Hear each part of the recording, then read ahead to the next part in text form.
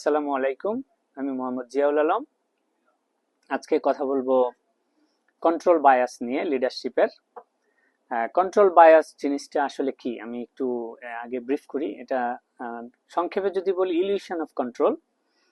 আমরা অনেক সময় অনেকে অনেক পজিশন, সিনিয়র পজিশন জব করি আমাদের লিডারশিপ রোলে।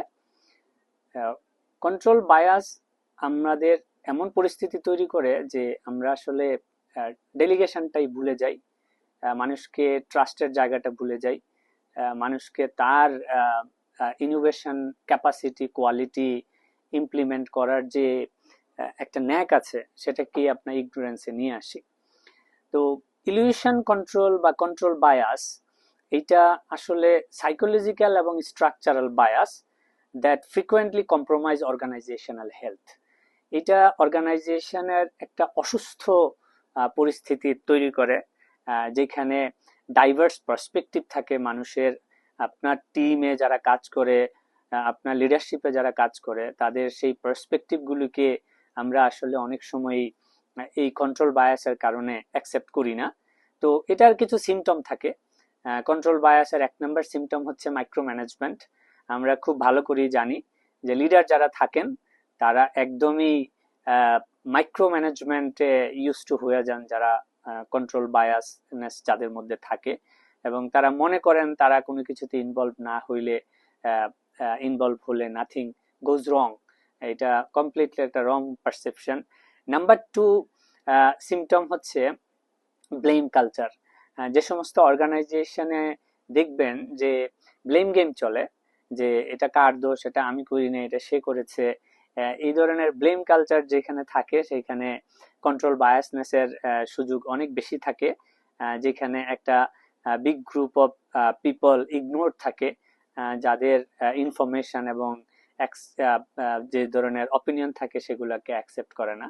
তো এই কন্ট্রোল বায়াস বিজনেসে কি কিভাবে ইম্প্যাক্ট করে, যেটা হোক কোনো সরকারি প্রতিষ্ঠান, হোক কোনো কমার্শিয়াল অর্গানাইজেশন, হোক কোনো নট ফর প্রফিট অর্গানাইজেশন। এই কন্ট্রোল বায়াসের মেজর বিজনেসের ইম্প্যাক্ট হচ্ছে এটা একটা ইনফরমেশন সাইলোইং করে, যেটা আপনার কাছে খুব ভালো ইনফরমেশনগুলি আসবে, আপনি যেভাবে খুশি হন সেই ধরনের ইনফরমেশনগুলো আসবে। প্রোডাক্টিভ ইনফরমেশন, ইনোভেটিভ আইডিয়া আপনাকে খুব কমই দিবে, কারণ কন্ট্রোল বায়াসনেসে আসলে ফ্রেন্ডলি এনভায়রনমেন্টটা কম থাকে, ফিয়ারনেস বেশি থাকে, ওপেননেস কম থাকে, এবং ইনফরমেশন ইন্টিগ্রিটি লুপে অর্গানাইজেশনের ভিতরে একটা ডিসোনেন্স তৈরি হয়, যেটার কারণে আসলে মোস্টলি অর্গানাইজেশনের এমপ্লয়ীদের মোরালিটি পড়ে যায়, যেটা খুব ইম্পর্টেন্ট, এবং ট্যালেন্ট রিটেনশন খুবই দুর্বল হবে অর্গানাইজেশনে।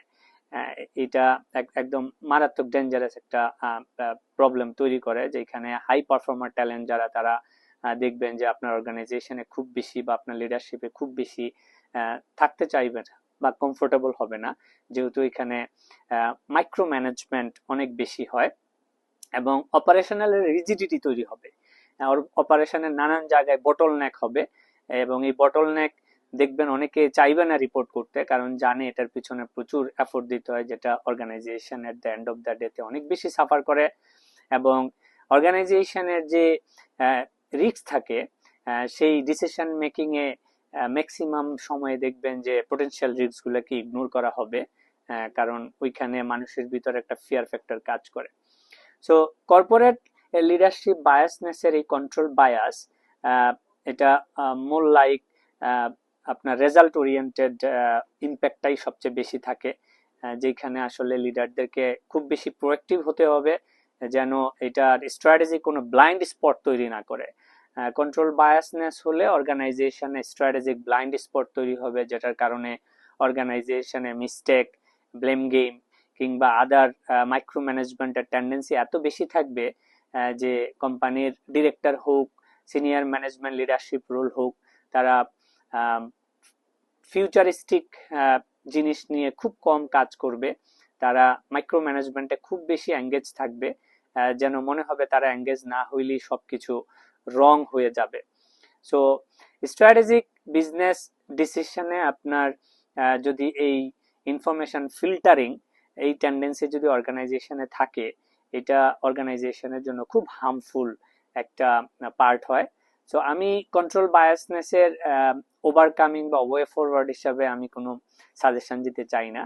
I just approach the concept all about the one component of leadership style, যেটা অর্গানাইজেশনকে স্লোলি সিক করে দেয়, স্লো করে দেয়। যে কোনো একটা ইনস্টিটিউশন প্রতিষ্ঠানের ডিসিশন মেকিং এর ভিতরে প্রচুর ব্যুরোক্রেসি তৈরি হয় এবং রিডান্ডেন্সিস থাকে। So find your control biasness এবং work on it. You are the best person to understand where your biasness comes from. So নিশ্চয়ই আপনি you are prudent enough to find out the reasons and allow people to speak more এবং accept others perspective to reduce the control biasness. Thank you so much.